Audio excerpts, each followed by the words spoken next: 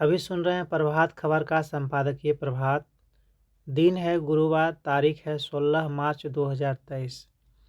विषय है बीबीसी की विश्वसनीयता का संकट।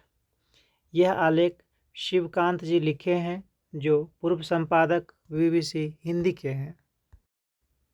केंद्रीय लंदन में बीबीसी के मुख्य ब्रॉडकास्टिंग हाउस के बाहर एनिमल फार्म और 1984 के लेखक और बीबीसी प्रसारक जॉर्ज ऑरवेल की एक कांस्य प्रतिमा है, जिसके पीछे दीवार पर एनिमल फार्म की भूमिका से ली गई यह पंक्ति खुद ही है। स्वतंत्रता का यदि कोई अर्थ है तो वह है लोगों को वह बताने का अधिकार जिसे वे सुनना नहीं चाहते। इंग्लैंड के पूर्व फुटबॉल कप्तान और बीबीसी के लोकप्रिय खेल प्रसारक गैरी नीलेकर ने पिछले सप्ताह सुनक सरकार की नई शरणार्थी नीति की निंदा के अपने ट्विटर में बेबाक बात को कहने की स्वतंत्रता के उसी अधिकार का प्रयोग करने की कोशिश की थी, परंतु एक सार्वजनिक मीडिया संस्थान होने के नाते बीबीसी का दायित्व है कि इस स्वतंत्रता का निष्पक्षता, वस्तुनिष्ठता और रचनात्मकता के साथ प्रयोग करते हुए ऐसी सामग्री पेश करें जो जनहित में भी हो, क्योंकि बीबीसी के पहले महानिदेशक जॉन रिथ ने कहा था कि निष्पक्षता और वस्तुनिष्ठता प्रसारण की आत्मा है। गैरी निकेलर ने अपने ट्विटर में लिखा था, यह ऐसी निष्ठता ही निर्दयी होती है जो अत्यंत लाचार लोगों को उस भाषा में निशाना बना रही है जो 30 के दशक से जर्मनी की भाषा से बहुत भिन्न नहीं है। नीलेकर को निजी तौर पर सरकार की शरणार्थी नियंत्रण नीति की निंदा या प्रशंसा करने का पूरा अधिकार है, परंतु बीबीसी प्रस्तुतकर्ता के नाते वे सार्वजनिक मंच पर ऐसी एकपक्षीय राय नहीं रख सकते जो बीबीसी की तटस्थता और वस्तुनिष्ठता के दायित्व का उल्लंघन करती हो। समाचार और सामयिक चर्चा के कार्यक्रमों में काम करने वालों पर यह नियम और सख्ती से लागू होता है, पर लिनेकर खेल कार्यक्रमों को पेश करते हैं और बीबीसी के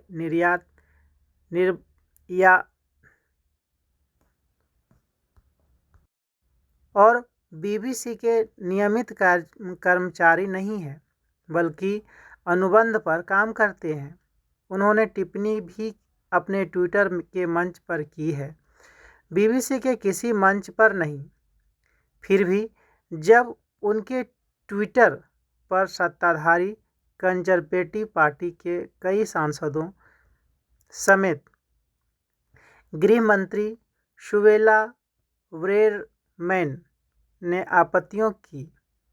आपत्तियां की तो बीबीसी प्रबंधकों ने उन्हें तलब किया और उनकी सप्ताहांत के show match of the day से हटा दिया गया, जिसे वे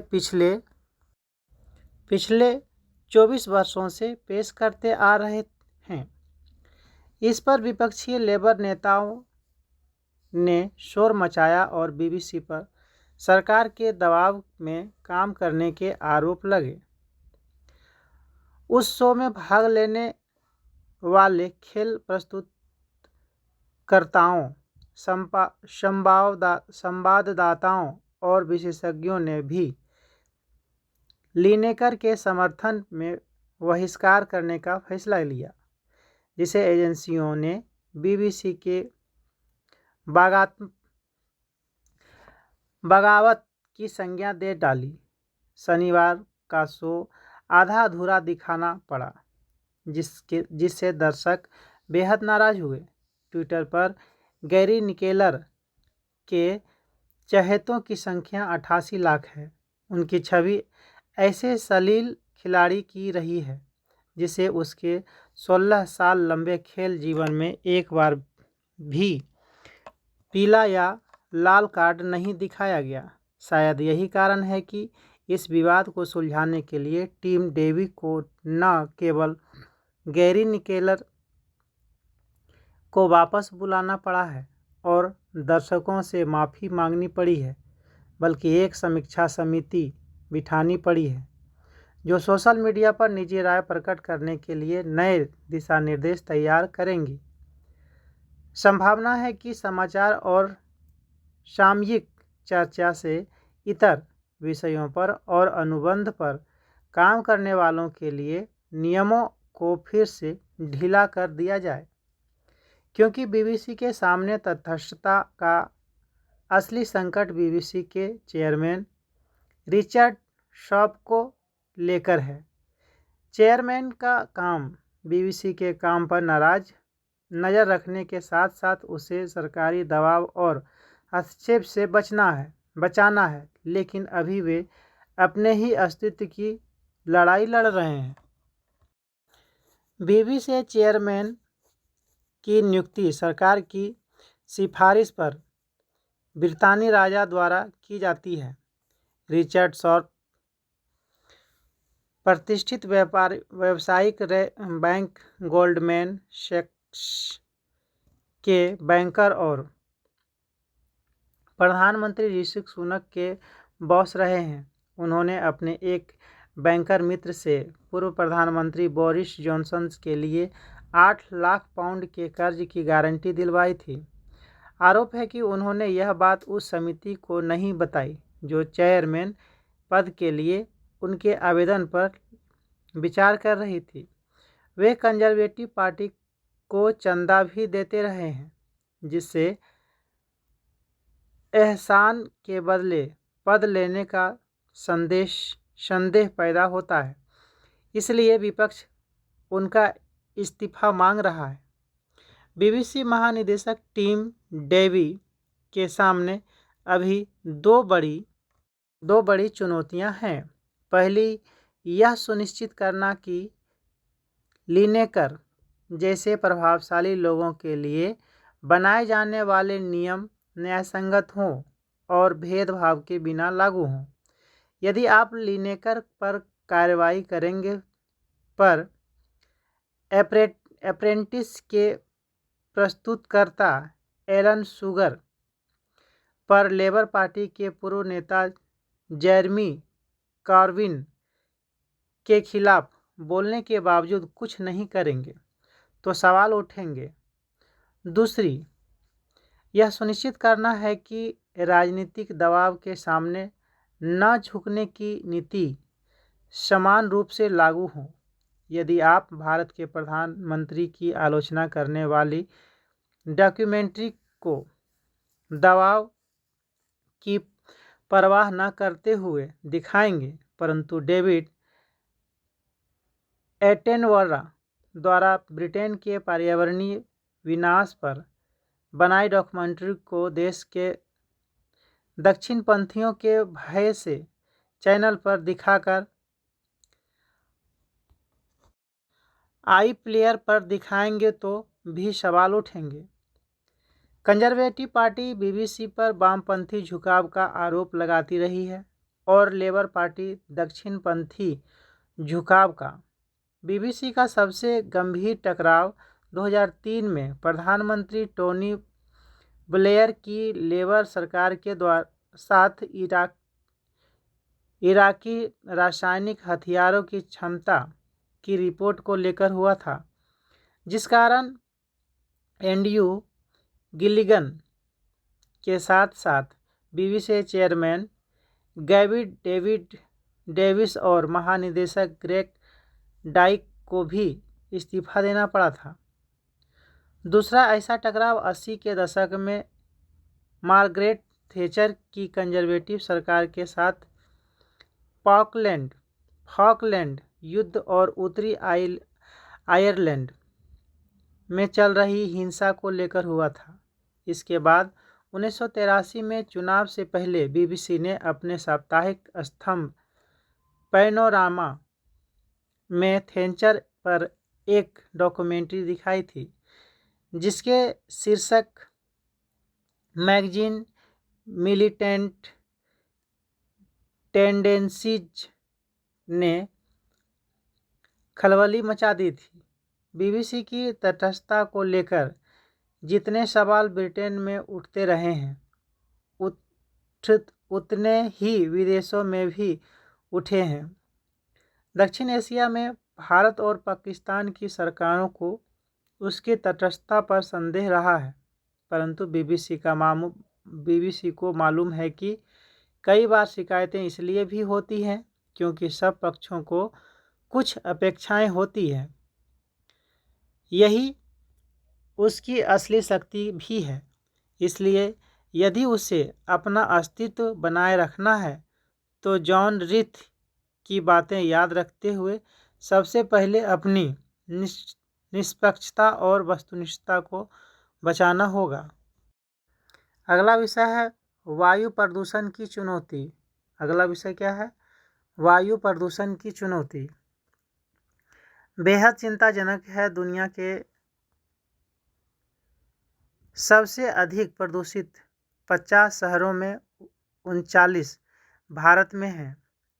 इन आंकड़े को विस्तार दें तो सर्वाधिक दूषित 10 शहरों में 6, 20 में 14 और 100 में 65 शहर हमारे देश के हैं। सबसे अधिक प्रदूषित देशों की सूची में भारत 8वें स्थान पर है। स्विट्जरलैंड की संस्था आईक्यूएयर द्वारा जारी इस अध्ययन में प्रदूषण की रोकथाम के उपायों के असर में भी विषमता दिखती है। एक और 31 भारतीय शहरों में प्रदूषण स्तर में उल्लेखनीय गिरावट आई है, पर 38 शहरों में बीते वर्षों की औसत तुलना में प्रदूषण बढ़ गया है। अधिक आबादी वाले और औद्योगिक शहरों में अधिक प्रदूषण होने को समझा जा सकता है, किंतु चौंकाने वाली बात यह है कि विश्व के सबसे अधिक प्रदूषित 20 शहरों में से 5 बिहार में है, जिसमें दरभंगा, अशोकपुर, पटना, छपरा, मुजफ्फरपुर।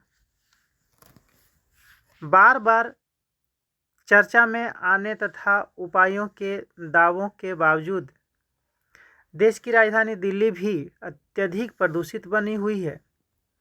यह ताज़ा रिपोर्ट अन्य अध्ययनों के निष्कर्षों के अनुरूप ही है। इस रिपोर्ट का आधार हवा में पार्टिकुलेट मैटर की मात्रा है। इस संबंध में यह उल्लेख जरूरी है कि दो प्रदूषक तत्वों के मिश्रण से अब ओजोन प्रदूषण भी बढ़ने लगा है। दूसरे अध्ययनों के आलोक में देखें तो जिन जगहों या इलाकों में हवा जहरीली होती जा रही है, वहाँ नदियों और जलाशयों में भी प्रदूषण है। हमारे शहरों की एक बड़ी समस्या समुचित कचरा प्रबंधन का न होना भी है। एक और शहरों की बढ़ती आबादी से उपलब्ध संसाधनों पर दबाव बढ़ता जा रहा है। वहीं निर्माण कार्यों में भी तेजी आ रही है। भले ही वाहनों को मानकों के अनुसार बनाने और प्रदूषण जांच के बाद ही उन्हें चलाने के नियमों का असर तो पड़ता है, लेकिन वाहनों की बढ़ती संख्या से ऐसे उपाय कारगर नहीं रह जाते। लगातार प्रदूषित हवा में सांस लेने से बच्चे, बुजुर्ग और बीमार लोग अधिक प्रभावित होते हैं। कामकाजी आबादी की क्षमता भी कम होती है। रिपोर्ट में बताया गया है कि वायु प्रदूषण भारत का आर्थिक नुकसान 150 अरब डॉलर है। दुनिया में सबसे अधिक प्रदूषण की समस्या दक्षिण एशिया में है, जहां जनसंख्या और क्षेत्रफल की दृष्टि से भारत सबसे बड़ा देश है। यदि हमें अपनी आबादी को स्वस्थ रखना है और असमय होने वाली हजारों मौतों को रोकना है तो प्रदूषण की रोकथाम और को आंदोलन में बदलना होगा। सरकार द्वारा चलाए जा रहे स्वच्छता संबंधी कार्यक्रम तथा प्रदूषण निगरानी की व्यवस्था स्वागत योग्य है, लेकिन हर नागरिक को प्रदूषण नियंत्रित करने में योगदान करना होगा। अगला विषय है गर्मी की चुनौती को लेकर बनानी होगी रणनीति। क्या है? गर्मी की चुनौती को लेकर बनानी होगी रणनीति। यह आलेख दो व्यक्ति ने लिखे हैं। एक है श्रेया बधावन, जो शोध विश्लेषक council on energy, environment and water के हैं, और दूसरा है श्रवण प्रभु, जो शोध विश्लेषक council on energy, environment and water के हैं। वर्ष 2023 लगातार दूसरा ऐसा साल है जब भारत समय से पहले गर्मी आने की चुनौती का सामना कर रहा है। यह फाल्गुन के खुशनुमा मौसम के आनंद को खराब कर चुका है। इस दौरान 29.5 डिग्री सेल्सियस तापमान के साथ फरवरी 2023 ने 1901 के बाद सबसे ज़्यादा मासिक औसत अधिकतम तापमान का रिकॉर्ड तोड़ दिया।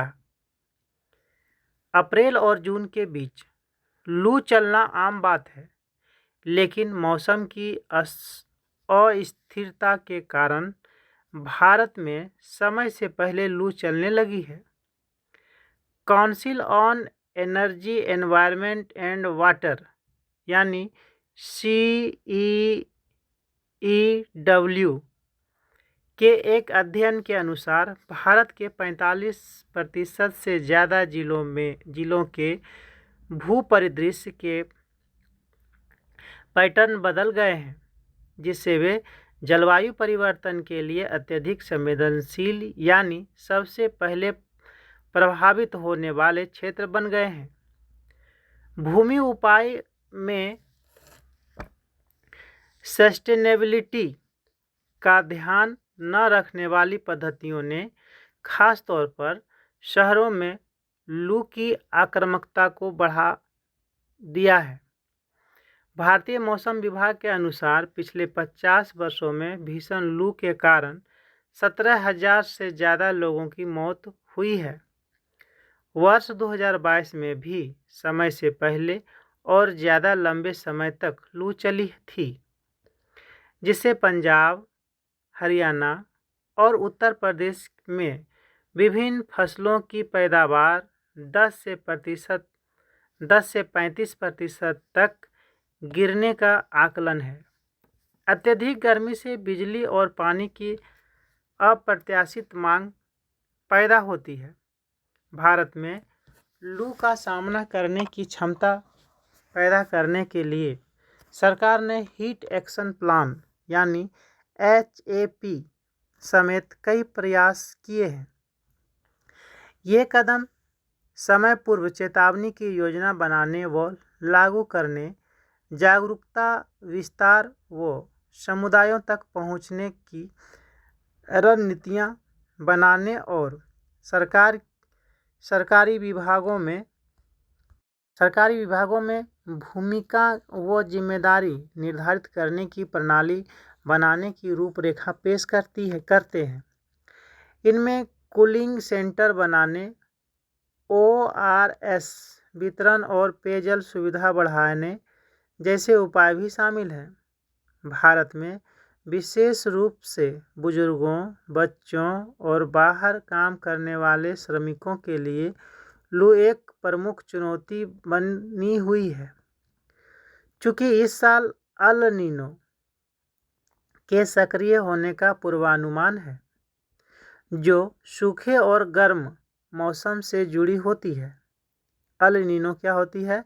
सूखे और गर्म मौसम से जुड़ी होती है। भारत को ज़्यादा प्रयास करने की ज़रूरत है। इसके लिए इन 3 बिंदुओं पर ध्यान देना आवश्यक है। सबसे पहले, प्रभावी और नवाचार युक्त सूचना, शिक्षा व संचार को स्थापित करना चाहिए। पूर्व चेतावनी को जोखिम वाले लोगों तक पहुंचाने के लिए प्रभावी नवाचार युक्त जागरूकता अभियान चलाना बहुत महत्वपूर्ण है। वैज्ञानिक चेतावनियों और सुझावों को स्थानीय भाषाओं में प्रसारित करना और सरल व कलर कोडेड मैसेज का उपयोग करना जीवन बचा सकता है। ऐसे संदेश social media, email, radio, text message, mobile app और अन्य प्लेटफॉर्म से आसानी से प्रसारित किए जा सकते हैं। Gujarat institute of disaster management ने स्थानीय भाषा में ट्रेनिंग मॉड्यूल और कॉमिक बुक तैयार किया है। अन्य भाषाओं में ऐसे प्रयास हो सकते हैं। दूसरा, लचीलापन लाने वाली, समावेशी और समुदायों के नेतृत्व वाले रणनीतियों को मजबूत बनाने के लिए क्षमता निर्माण और सामुदायिक स्तर पर जुड़ाव लाना महत्वपूर्ण है। राज्यों को अग्रिम पंक्ति के कर्मचारियों और स्वास्थ्य सेवाओं के अधिकारियों को गर्मी का मौसम आने से पहले एक वर्कशॉप करनी चाहिए। इसके साथ समुदायों के अंदर से सहायता समूह, युवा स्वयंसेवियों और निजी चिकित्सकों को चिन्हित करना चाहिए, ताकि अत्यधिक गर्मी के समय उनकी मदद मिल सके। युवा स्वयंसेवी और समूह जोखिम वाले समूहों से संवाद करने में मदद करेंगे। उदाहरण के लिए, ओडिशा की आपदा प्रबंधन रणनीतियों में सूचना प्रसार और लोगों को बाहर निकालने में सामुदायिक स्तर पर जुड़ाव को शामिल किया गया है। इससे राज्य को चक्रवातों का जोखिम घटाने में मदद मिली है। तीसरा, विभिन्न उपायों को तैयार करने में जोखिम की सूक्ष्म जानकारियों और सबसे ज़्यादा प्रभावी जगहों के आकलन को शामिल करना चाहिए और एक मानचित्र बनाना चाहिए। इसके अलावा स्वास्थ्य पर असर, ऊर्जा व पानी की मांग और फसलों पर प्रभावों के बारे में क्षेत्र विशेष के लिए पूर्वानुमान मॉडल को सशक्त बनाना भी जरूरी है।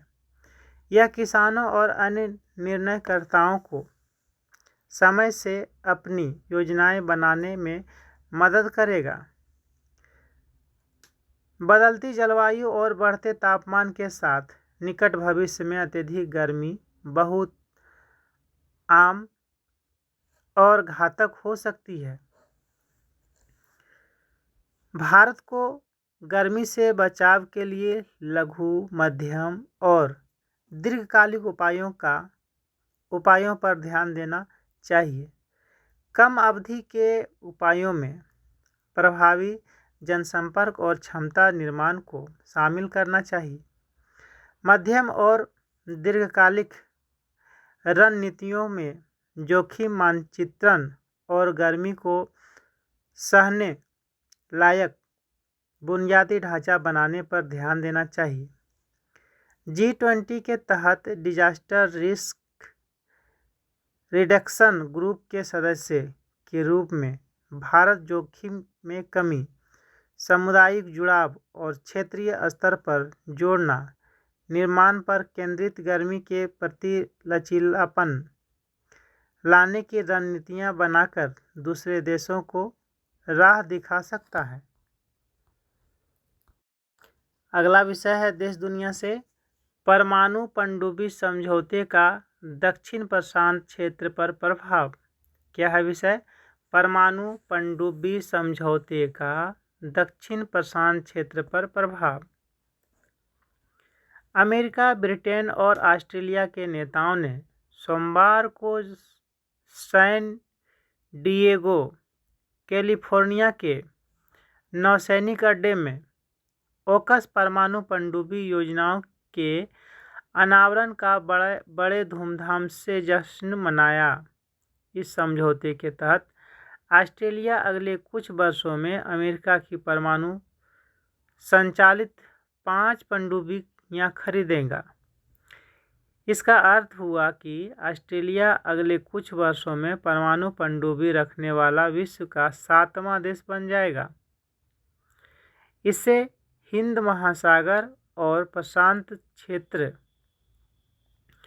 की शांति और स्थिरता को लंबे समय तक इस समझौते के प्रभाव, दबाव, जोखिम को सहन करना पड़ेगा। यह समझौता वास्तव में अमेरिका, ब्रिटेन और ऑस्ट्रेलिया के लिए एक नया सीमा चिन्ह बन सकता है, जो एशिया प्रशांत क्षेत्र को एक नए शीत युद्ध में खींच सकता है। अमेरिका से परमाणु पनडुब्बी खरीदने के लिए बड़ी राशि खर्च करने से ऑस्ट्रेलिया के सामाजिक कल्याण कार्यक्रमों पर बुरा प्रभाव पड़ेगा। ओकस समझौता दरअसल ऑस्ट्रेलिया पर अमेरिका की एक बड़ी चाल है। यह अपनी खुद की पनडुब्बियों का उत्पादन करने के लिए ऑस्ट्रेलिया को एक परमाणु पनडुब्बी आधार बनाने के लिए कहने जैसा है। लेकिन इससे भी महत्वपूर्ण बात यह है कि अमेरिका और ब्रिटेन की परमाणु पनडुब्बियों के रखरखाव व उन्हें सुरक्षित रखने के लिए तथा अमेरिकी नौसेना को उसकी कमान सौंपने के लिए ऑस्ट्रेलिया को सैकड़ों बिलियन डॉलर खर्च करने होंगे। इसके अलावा भी अनेक कार्य हैं जो ऑस्ट्रेलिया को करने होंगे। अमेरिका की इन परमाणु पनडुब्बियों को खरीदना ऑस्ट्रेलिया को एक भूत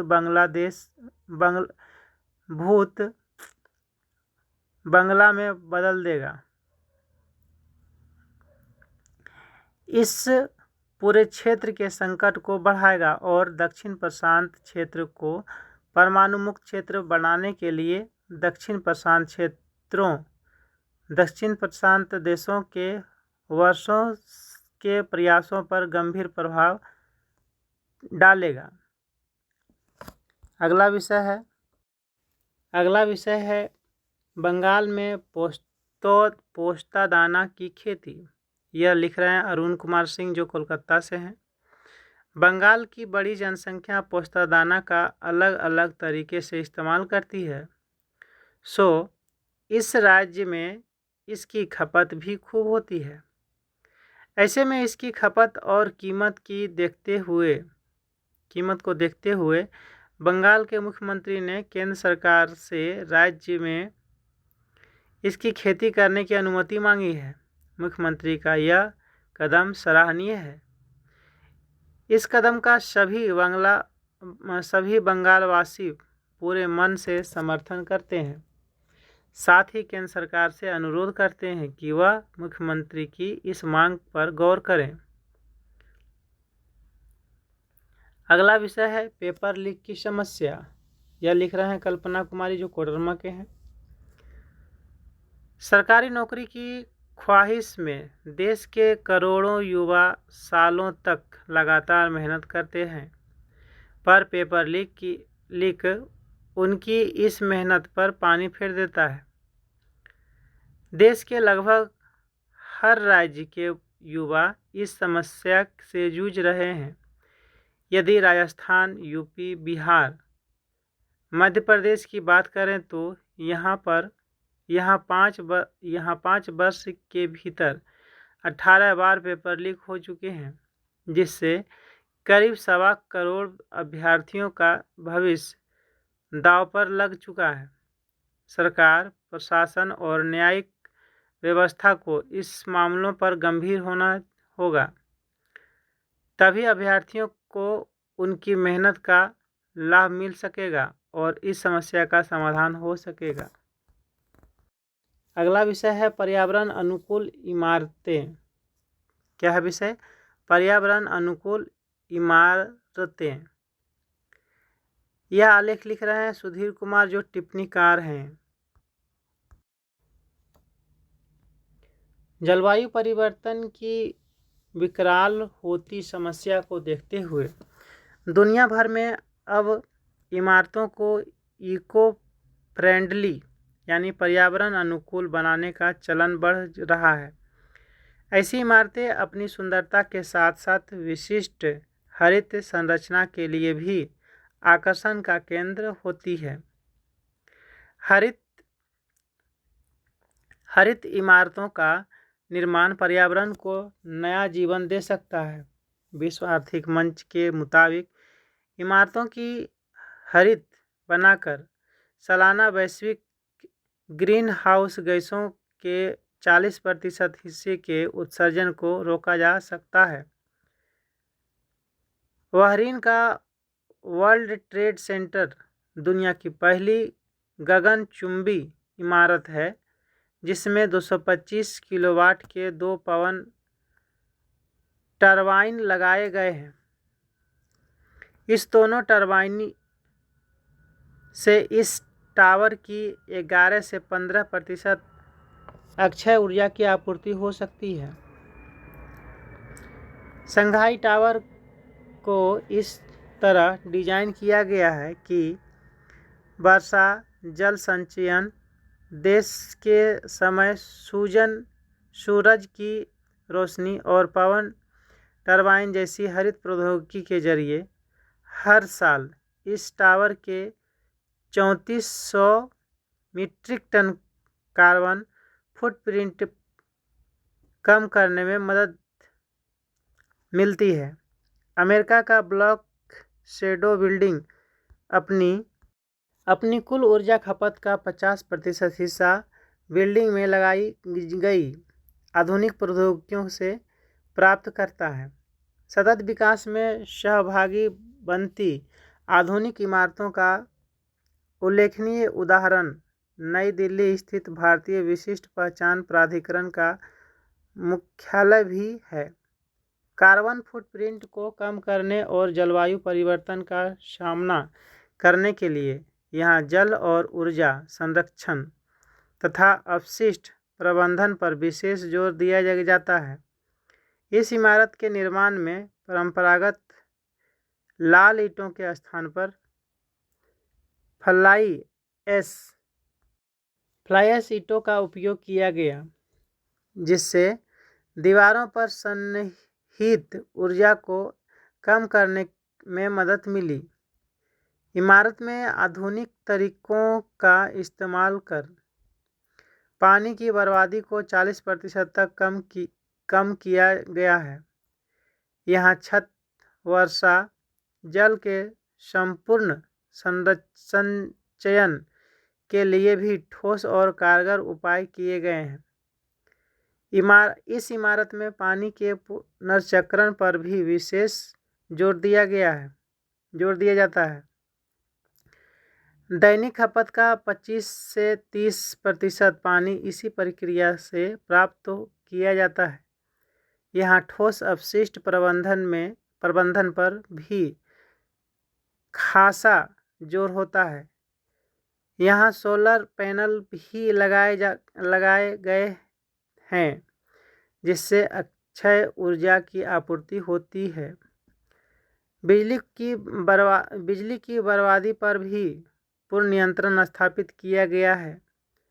यह एक पर्यावरण अनुकूल और आत्मनिर्भर इमारत है। इमारतों की निर्माण सामग्री और इससे जुड़ी गतिविधियों का जलवायु पर व्यापक प्रभाव पड़ता है।